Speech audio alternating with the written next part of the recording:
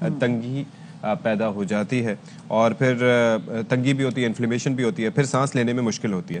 اور دمہ کے شکار مریضوں کو جب سانس کی مشکل ہوتی ہے تو نیند بھی ان کی آسان نہیں ہوتی. بالکل جی, بچوں کی نیند بہت زیادہ جو ہے وہ سفر کر رہی ہوتی ہے. اچھا, دوسرا یہ کہ ہم دمے کی بات تو کر رہے ہیں, ایستھما بہت ساری لیولز پہ اگر ہم ایستھما کو بچپن میں ہی کنٹرول کر لیں, اس کو اچھے طریقے سے ٹریٹ کر لیں, تو یہ آگے جانے سے جو ہے نا یہ بچ جاتا ہے. آپ کے بچے کو جو ایستھما ہوتا ہے وہ اس اپنے بچپن میں سے چھٹکارا حاصل کر لیتے ہیں. اچھا, دمے کے علاوہ آج کل ویسے بھی ہم نے دیکھا ہے کہ سانس کی بیماریاں بہت زیادہ پھیلی ہوئی ہیں, بچوں کے سینے مسلسل کھڑ کھڑ کر رہے ہوتے ہیں.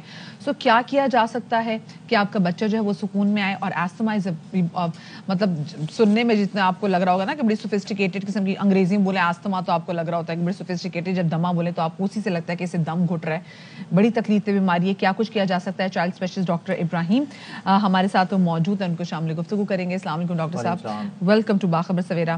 ڈاکٹر صاحب, کیا کچھ کیا جا سکتا ہے؟ پہلے تو مجھے یہ بتائیں کہ جو ہم آج کل چھوٹے چھوٹے بچوں کو دیکھتے ہیں وہ کہتے ہیں جی بچہ ہمارا ایستھما پیشنٹ ہے. سو کیا بچہ بائی برتھ ایستھما پیشنٹ ہوتا ہے یا پھر اس کو ماحول بنا دیتا ہے ایستھما پیشنٹ؟ استھما کی دو لیبل ڈائگنوسس ہے. ایک تو استھما ڈائگنوس ہوتا ہے 2 سال کے بعد, اس سے پہلے جو بھی ہوتا ہے وہ الرجی اور برونکائٹس ہوتا ہے, ساتھ میں برونکولائٹس ہوتا ہے. برونکائٹس یہاں کا مرض ہے, برونکولائٹس اپر آرٹیا ہے, اپر ریسپائرٹری ٹریک انفیکشن ہے. کئی دفعہ ہمارا سٹارٹ ہوتا ہے رنائٹس سے. Rhinitis means allergy, flu, start with the atmosphere, یا پھر کوئی الرجیز ود دا فوڈ, یا پھر جینیٹکس یا انوائرمنٹ. مین پہلے آپ کو پکڑنا ہوتا ہے جینیٹکس سے کہ بلڈ ریلیشن میں کسی کو دمہ یا الرجیز ہیں یا نہیں ہیں. اب آپ نے جیسے کہا کہ بچپن سے ہی اگر ٹھیک کرنا ہے تو اٹس ویری گڈ کہ بچپن سے آپ کو ڈائگنوز کون کرے گا؟ پراپر استھما یا الرجی کنسلٹنٹ. آپ نے وہیں آپ کو اگر پتہ چلے گا جینیٹیکلی تو آپ کو وہیں سے اسٹارٹ کرنا ہے کہ اس کو فوڈ کون سا دینا ہے, اس کو انوائرمنٹ کیسا دینا ہے, ہیومڈ لیول کیسا رکھنا ہے روم کے اندر. ڈسٹی انوائرمنٹ کو ٹھیک کرنے کے لیے ایئر پولوشن آپ کو بہتر رکھنی ہے, ایئر پولوٹڈ نہیں ہونی چاہیے. ہم تو انوائرمنٹ ہی سوچتے نا, فوڈ کے بارے میں تو سوچتے نہیں ایستھما کو لے کے. آف کورس یہ چھوٹی چھوٹی چیزیں ہیں. کچھ بچے ایسے ہوتے ہیں کہ بہت سارا دوائیاں دے دے کے آپ ٹھیک نہیں کر سکتے, but if you start using humidifier, air purifiers, بچہ ٹھیک ہونا شروع ہو جاتا ہے. اور یہ باقاعدہ ایک اچھا الرجی کنسلٹنٹ آپ کو یہ بتائے گا اور یہ جادو کر کے ٹھیک ہو جاتا ہے. دوسری کیا چیز ہوتی ہے کہ اگر استھما کو آپ کو لیبل کرنا ہے, اب 2 سال ہو گئے, تو آپ کو پہلے اس کے بلڈ لیولز کرانا ہے کہ الرجی لیول کتنا ہے اس کا, آپ کے ایزونوفلس کتنے ہیں, وارمز پیٹ میں ہیں یا نہیں ہے, کیونکہ وہ بھی آپ کے الرجیز کرا رہے ہوتے ہیں. اب یہ تو ایک تو ویدر ہو گیا جس کا میں نے بتایا, دوسرا آپ کے فوڈ میں ڈیری پروڈکٹ سب سے زیادہ کرپٹ ہوتا ہے. اب ہمارے ملک میں سب سے زیادہ کیا ہوتا ہے, بفیلو ملک سب سے زیادہ ہوتا ہے. ہمارے انڈسٹری یعنی پیڈیاٹک یا الرجیز میں ایک ڈیفینیشن ہے cow milk allergies, egg protein allergies, monosodium gluconate allergies. Nobody talks about it. کسی کو پتہ ہی نہیں ہے. اب ڈیری پروڈکٹ میں ہمارا تو یہ ہے کہ بفیلو ملک پیتے ہم, لکھا ہوا کیا ہے کاؤ ملک الرجیز, تو کاؤ ملک تو یہاں پہ ملتا نہیں ہے. بفیلو ملک تو اور خطرناک ہوتا ہے, تو اور وہ الرجیز کرا رہا ہوتا ہے. پھر آگے جا کے جب استھما الرجی بڑھ رہا ہوتا ہے, اس کا مین فوکس ہوتا ہے ہیموگلوبن ڈراپ ہو جاتا ہے. وٹامن ڈی ایک بہت بڑا فیکٹر ہے کہ وٹامن ڈی جتنا کم ہوگا آپ کا استھما الرجی جو ہے ایکسرسربیٹ کر جائے گا, بڑھا ہوا رہے گا. ساری زندگی آپ ٹریٹ کرتے رہے asthma, you can not treat asthma. یہ کوئی بھی پڑھ سکتا ہے ریڈنگ بک سے کہ اس کی یہ ڈائگنوسس پکی ہے کہ نہیں ہے. سیکنڈلی پھر آپ کو ڈائگنوسس بنانی ہوتی ہے کہ ٹریٹمنٹ کیسی کریں. اب کئی دفعہ آپ مس مینیج بھی ہو جاتا ہے, کئی دفعہ نزلہ گر رہا ہوتا ہے اور آپ کی جب پیرنٹس ڈاکٹر کے پاس جاتے ہیں وہ گائیڈ کوئی آنسر پراپر نہیں بتا, یعنی اپنا جو ہسٹری ہے پراپر نہیں بتاتے, اور ڈاکٹر اس کو استھما کا لیبل کر کے اس کو اس طرح ٹریٹ کر رہا ہوتا ہے اس کو کئی دفعہ سائنس ہے. اچھا, اب کئی دفعہ بہت سارے بچوں کو سوچتا ہی نہیں نا کہ بچوں کو سوچتا ہی نہیں. سائنس کا جب ایکس رے کراتے ہیں اور پتہ چلتا ہے کہ سائنس سے سارے بلاک ہیں اور سارا نزلہ گر رہا ہے, تو رات کو اس کو سفوکیشن ہوتی ہے, سانس چلنا شروع ہوتا ہے, اور پتہ چلتا ہے کہ اس سے وہ برونکائٹس ہو گیا. وہ استھما نہیں ہے, وہ آپ کے سائنسز ہے. تو آپ کو ٹریٹ اوپر والا حصہ کرنا ہے, نیچے والا حصہ نہیں کرنا. تو یہ ایک ڈفرینشیشن ہے. پھر جب استھما ہو جاتا ہے اور آپ کو لیبلنگ آگے کرنی پڑتی ہے, اب آپ نے 2 سال تک مسلسل نیبولائز بھی کر رہے ہیں, ہر چیز کر رہے ہیں, ٹھیک بھی نہیں ہو رہا, اور ساری پیرامیٹر جو میں نے بتایا اس سے اگر آپ کو پراپر مینجمنٹ ہو گئی تو بچہ آپ کا 2-3 سال میں ٹھیک ہو جائے گا. اگر آپ کا مینجمنٹ نہیں ہوئی انہیلرز پہ جاتا ہے. لیکن ڈائگنوز وہی بات ہے, آف کورس ٹھیک ہو جائے, ڈائگنوز صحیح پراپر ڈاکٹر اگر ڈائگنوز کر لے گا, پہلے تو ڈاکٹر سننا پڑے گا, ڈاکٹر کو ٹائم دینا پڑے گا. وہ ڈاکٹر آج کل کم کرتے ہیں, تو میں تو ہر ڈاکٹر سے التجا کرتا ہوں کہ please give time, take a proper history, اور پیرنٹس بھی اچھی طرح اپنے سوالات لکھ کے آئیں اور پراپر طریقے سے بتائیں, تو آپ کو ڈائگنوز کرنا بڑا آسان ہو جاتا ہے. کیونکہ کرونک چیزیں تھوڑا سا ٹائم لیتی ہیں.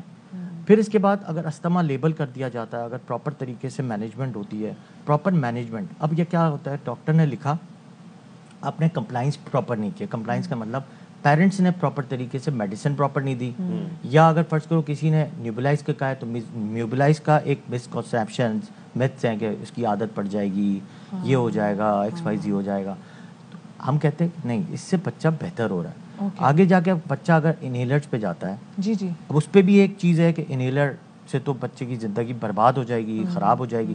نہیں, بچہ بہتر ہو جائے گا, اس کی سچویشن اور جو کرائسس ہے یا ایکسسربیشنز ہے وہ بہتر ہو جائیں گی. ہم بچے کو انہیلر کب دینا شروع کر سکتے ہیں اگر بچے کو آستما کی پرابلم ہو؟ اگر سیویئرٹی ہے, اب اس پہ بھی ڈیز اور نائٹس ہیں, اگر ہفتے میں کتنے دن ہو رہا ہے, کتنا سیویئرٹی سے ہو رہا ہے, رات کے وقت بہت زیادہ بریدنگ پیٹرن خراب ہو رہا ہے, بہت زیادہ چوکنگ ہو رہی ہے, بہت زیادہ برونکوسپازم ہو رہا ہے, بہت زیادہ بچہ سانس پسلیاں چلنا شروع ہو رہی ہیں, اسپیشلی یہاں کی پسلیاں اگر چلنا شروع ہوتی ہیں, سپراکوسٹل ریسیشنز ہوتے ہیں, تب آپ کو انہیلرز پہ بھی ڈالنا پڑتا ہے. مگر انہیلرز کو بھی پراپر یوز کروانا ڈاکٹر کا کام ہے. اس کے اندر بھی ٹائپس ہوتی ہیں نا, کنٹرولرز ہوتے ہیں, ریلیورز ہوتے ہیں, اس کے علاوہ پلس ساتھ میں آپ کو یوز کیسے کرنا ہے. کئی دفعہ آپ نے دیکھا ہوگا کہ لوگ ڈائریکٹلی انہیلر یوز کر رہے ہوتے ہیں. That's a very wrong protocol for paediatric بھی اور ایڈلٹ بھی. لوگ اپنے بیگ میں سے نکالتے ہیں انہیلر کرتے ہیں. جی جی, ہم نے بھی کیا ہوا, بالکل ایسے ہی. بیسٹ یہ ہوتا ہے you have to use with a spacer. Okay, جب بھی آپ اسپیسر سے یوز کریں گے, آپ کی جو میڈیسن ہے ایک ہی پمپ میں لنگز میں جائے گی. ادروائز آپ جتنے بھی دفعہ آف کورس جب آپ ڈائریکٹ لے رہے ہوتے ہیں تو 6 پمپ نو پمپ بھی کرتے رہیں گے تو آپ کی وہ دوائی زیادہ پیٹ میں جائے گی, لنگز میں نہیں جائے گی. اب یہ کتنی امپورٹنٹ بات ہے, چھوٹی سی بات ہے. پلس ساتھ میں اس کے پروٹوکولز ہوتے ہیں, آپ کو سیدھا بیٹھنا ہے پراپر طریقے سے, پھر نیل بریتھ کر کے, پھر اس کے بعد آپ کو اسپیسر لگا کے. آپ کے پاس آپ کا انہیلر ہے نا, اگر آپ اپنا انہیلر ذرا آپ کو ڈھونڈنا پڑے گا, لیکن پھر سے ڈاکٹر صاحب جو ہے نا وہ پراپر طریقے سے ہمیں بتا بھی سکتے ہیں کہ جو اسپیسر جس کی, جیسے ڈاکٹر صاحب نے پکچرز دیکھ رہے ہیں بچے کی, تو یہ انہیلر ایونچولی میں نے بھی یوز کیا ہوا. اوکے, ڈائریکٹ آپ انہیلر یوز نہیں کر سکتے, جیسے یہ رکھیں. جی جی, یہ دس از اے رانگ پروٹوکول. اچھا, اگر آپ کے ساتھ ایک چھوٹا ڈیوائس آگے لگا ہوا ہو اسپیسر کا, دین یو اوپن اٹ, اس کو ڈالو اور then you use it with spacer. جیسے یہ اسپیسر ہے, جی بالکل یہ اسپیسر ہے. Okay, this is an اسپیسر. اسپیسر سے آپ کے ایک پف میں, یعنی جتنی یہ میڈیسن آپ جتنی مہنگی یوز کر رہے ہیں اس میں آپ اسپیسر لگائیں گے تو اس کی میڈیسن آپ کی لمبی بھی چلے گی, اور پلس ساتھ میں اس کی یوٹیلائزیشن بھی بہت زیادہ ہوگی, لنگ میں زیادہ جائے گی. نہ صرف بچے بلکہ بڑے ایڈلٹ بھی, میں بھی یوز کر رہا ہوں, کوئی بھی اسپیسر کے ساتھ. چھوٹا سا ڈیوائس ہے, اتنا سا ڈیوائس ہے, صرف اس کو اپنے ساتھ رکھنا ہے, اور آپ نے ایک پف کیا, آپ نے ایک پف سے, آپ اگر 4 پف کر رہے ہیں, میں کہہ رہا ہوں ایک پف آپ کا ڈائریکٹلی وہ لنگ میں جائے گا. پھر اس کا ایک پروٹوکول ہے کہ you have to breathe for 10 times and then you take your medicine inside your lungs. تو یہ آپ کو بہت بینیفٹ ہوگا, اور خود بخود آپ کو جو ہے پتہ چلے گا کہ یار واقعی میں اٹس بینیفیشل ہے, اور اس کی عادت بہت جلدی نکل جائے گی. اچھا ڈاکٹر صاحب, اب ذرا کچھ ایسی بات کرتے ہیں کہ کچھ جگہوں پہ ہم نے دیکھا کہ ہمارے پیرنٹس بھی ٹوٹکے شروع کرتے تھے, اور کچھ جگہوں پہ ایسا ہوتا ہے کہ ہم ریسرچ کے تھرو بھی کچھ چیزیں ہم کر رہے ہوتے ہیں. جیسے آستما کے پیشنٹ, اگر میں بھی بچپن میں جیسے مجھے آستما کی پرابلم تھی, تو اس میں جو چیزیں جو میں نے دیکھا جو مجھے ہیلپ آؤٹ کی ہیں, ہو سکتا ہے وہ غلط چیزیں لوگوں کو نہیں کرنی چاہیے, اس میں ایک بلیک کافی تھی اور اس میں ڈارک چاکلیٹ تھی, تو یہ کتنی مددگار ثابت ہو سکتی ہے؟ ایکچولی ان پیڈیاٹرک, اس میں پیڈیاٹرک یا الرجی, بیسیکلی ہم الرجی کو ڈسکس کرتے ہیں. الرجیز میں کئی دفعہ بلیک کافی تو کام کر جاتی ہے, بٹ کیفین, اس میں اگر کیفین ہٹ کر جاتی ہے تو اٹ کازز سیویئر الرجیز. ساتھ میں جو ہے چاکلیٹس, اس میں بھی چاکلیٹس میں بھی کئی دفعہ وہ الرجی, لیکن ڈپینڈ کرتا ہے کہ وہ ڈیری پروڈکٹ آپ کو ہٹ کر رہا ہے نہیں کر رہا. ٹھیک ہے, نو بڈی نوز, کہ کسی کو یہ نہیں پتا کہ کس سے مجھے الرجیز ہے. اس کے لیے کیا ہوتا ہے, you have to check the environment allergy test, food intolerance test. اس سے پتا چلتا ہے کہ آپ کی باڈی کے اندر کون سی چیز آپ کو خراب کر رہی ہے. ڈسٹ ہے تو سب سے بہترین چیز یہ ہوتی ہے کہ you have to support your nose کے اندر ڈسٹ نہ جائے. اس کے لیے ویزلین چھوٹی سی چیز ہے, ویزلین سارا دن اپنے ساتھ رکھنی چاہیے.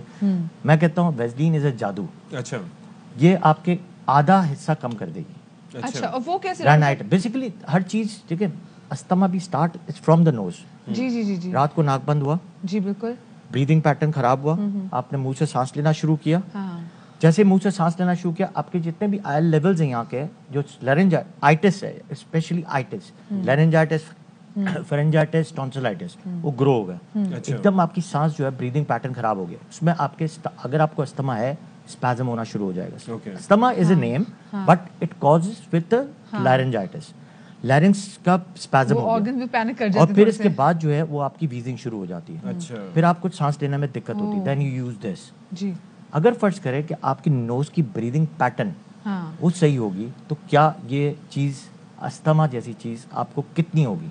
नहीं होगी, कम होगी। कम होगी। तो उसके लिए क्या करना है? You have to support your nose with the Vaseline and avoid dust.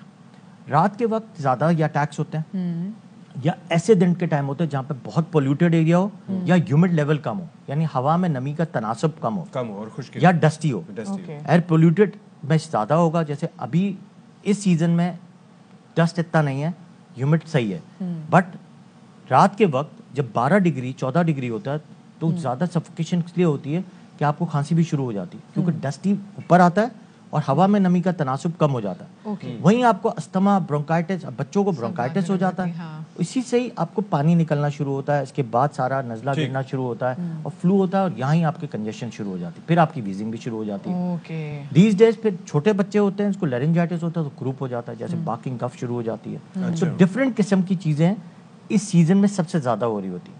कब? जब ह्यूमिड लेवल कम हो और डस्ट ज़्यादा हो। डस्ट को प्रोटेक्ट करने के लिए क्या है? You have to use Vaseline, और बहुत छोटी सी, बहुत सस्ती सी चीज है।